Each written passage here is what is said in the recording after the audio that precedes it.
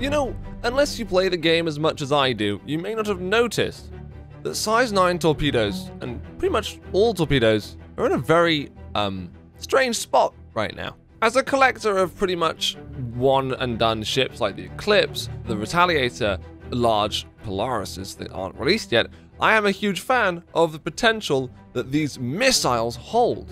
So why is it that SIG is currently crippling them beyond usability?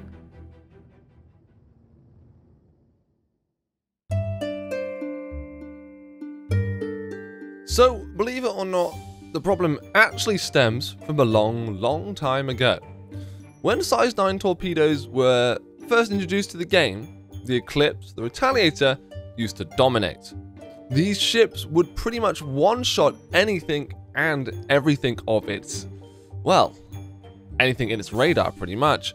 And it was, fair to say, a hard time for other players who like to fly big ships to just get around.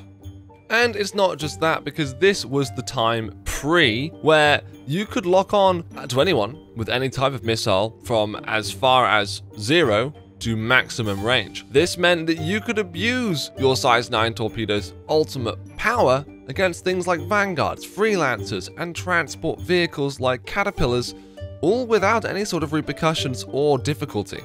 It basically meant that you could sit with your Eclipse 12 kilometers out, lock on, fire, forget. And I can see why this had to get nerfed.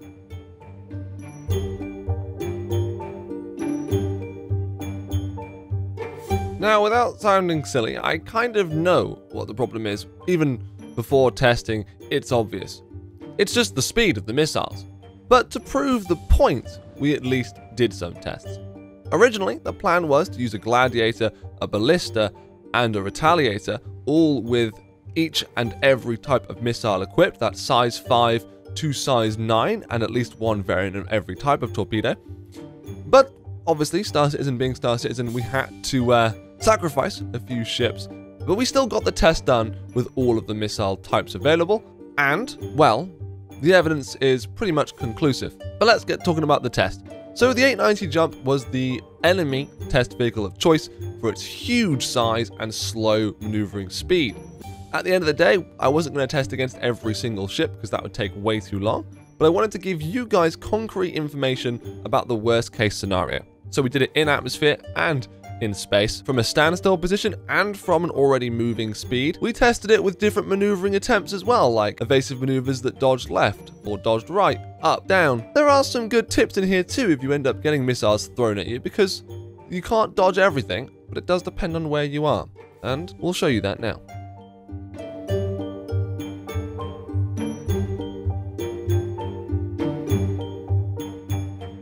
Now, please don't expect any actual numbers, data sheets, spreadsheets, whatever. I just didn't have time to do that. And this isn't the video for that either. This is just anecdotal. This is just what I saw, what I witnessed, and how I want to explain it to you guys. Let's start with the Ballista. The size 7s and the size 5s are much faster than the size 9s, which is why I will save those for later, which means they do hit more often. And because the Ballista is essentially meant to be used on the surface, it means your target should theoretically also be within that atmosphere, making it even easier again to hit large targets like an 890 because of their slow maneuvering speeds, especially in atmosphere. Now, I can't guarantee you're going to find it easy to hit a fast moving object like a Gladius or even another Gladiator in atmosphere, but you can definitely hit an 890. And the 890 can also dodge your missiles. So, what does that tell you? All I know is it sure doesn't fill me with lots of hope for torpedo missile gameplay in 3.13.1. You've also got to bear in mind that if you are firing on the ground in a Ballista, watch out for the trees. They just make your missiles null. Any obstacle, they just can't avoid them. So just make sure it's clear, open, and get yourself on top of whatever mountain you can. Just make it easier for yourself, because Ballistas they sure as heck don't make it easy for you. In my opinion, they just travel far too slowly, and thanks to what I imagine is server desync and update times, the missiles just don't understand where its target is quick enough and far enough ahead. It can't project to the destination to which its target might be traveling, and therefore it can't predict movement patterns, and therefore it's very, very easy to dodge outside of atmosphere. What's worse is that sometimes the missiles just despawn, pretty much making them useless even when you fire them within a 3-kilometer range. Even if an 890 starts from standstill, it just escapes far too easy outside of atmosphere because there's just nothing the torpedoes have to give them an edge. What's more annoying is actually how predictable this became. We fired it from 1 kilometer, 3 kilometers, 12 kilometers. Doesn't matter where you fire from. Outside of atmosphere, even the 890 jump just is too maneuverable. Now, of course, if the player you are firing at, if you are, of course, the one firing the missiles, if the player you're targeting doesn't move out the way, you're going to hit.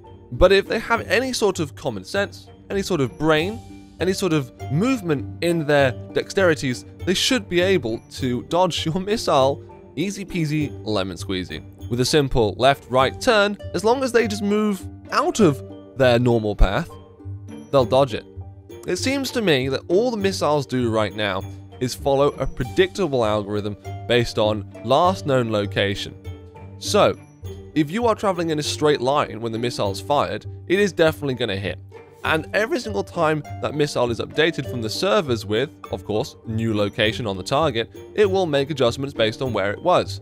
What we need to see is better predictability from the missiles. Just like we have with our gimbal assist and ESP now in turrets, we need better predictability attached to these missiles. Now, something that definitely should be done is probably giving the missiles either just more oomph so that when they hit, they kill more often, or giving them more agility and the ability to course correct more efficiently. Because I'll be honest, I'm bored of torpedoes just being useless compared to just a light fighter. I would even argue that size 9s just need to have a speed boost. They're far too slow in space. Literally any ship can outrun a torpedo. This shouldn't be possible. But it is clear to me that the changes were made, back whenever they were made, to protect smaller ships, because of the abuse mentioned at the beginning of this video. However, even small ships, it's too easy to dodge lower end missiles in my opinion. Size 1, size 2, size 3s. Size 3s used to be my favourite, now I just don't touch them. I'm more of a size 2 man now, but I would like to see a whole revamp done to the missile system. Not just how they're fired or what you can and can't do with them, but I want to see their movement patterns change. I want to see the AI around missiles updated alongside other things that we do in game. Because right now, combat is fine, but these ships are going to slowly get left behind to dust, rot away, and eventually we'll move on. Forget about them. And that'll be a shame. Because I don't know about you, but I like one and done. I think it's nice. Makes the game easier.